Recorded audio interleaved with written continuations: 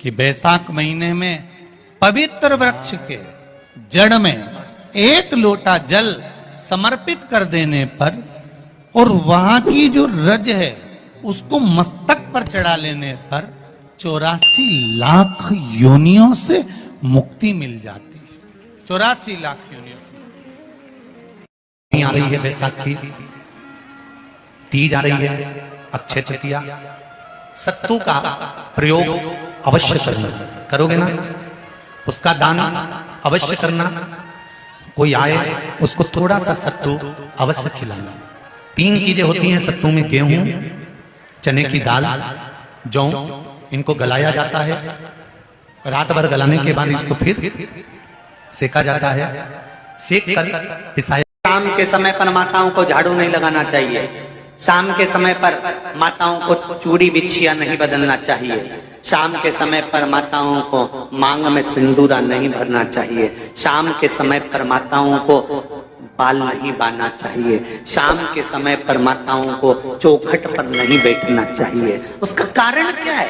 क्योंकि पार्वती जी ने भगवान भोलेनाथ जी से कहा था कि तुम मुझे रोज शाम के समय प्रदोष काल में भ्रमण के लिए लेकर जाते हो, मेरे लिए आज्ञा क्या है? शंकर भगवान ने कहा, सुनो पार्वती, मंदिर के अंदर नंदी रहता है। जाने वाला यात्री जब मंदिर में मेरा दर्शन करने आता है तो नंदी के कानों में कहकर जाता है कि शिव जी को मेरे यहाँ लेकर आना। मैं नंदी के अनुसार उनके घर जाता हूँ।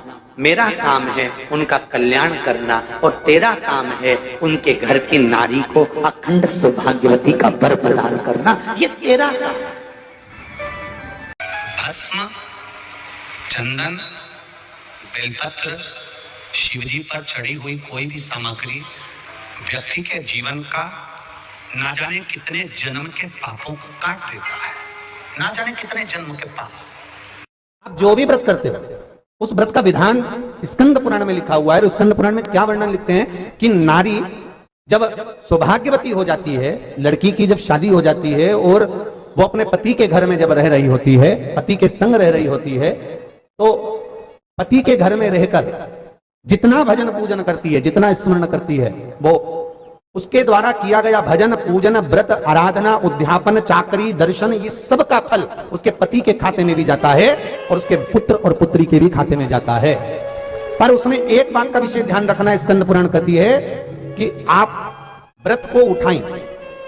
आपने व्रत उठाया, कहां उठाया? पति के घर से उठाया। ठीक है, आपने व्रत उठाया सोमवार का, 16 सोमवार का, पशुपतिनाथ का, या गुरुवार का, या मंगलवार का, या बुधवार का, जो भी व्रत आपने उठाया वो पति के घर से उठाया। अब आपका फर्ज क्या है कि व्रत आप अगर कर रही हो तो पति के घर का ही अन्न, पति के घर का ही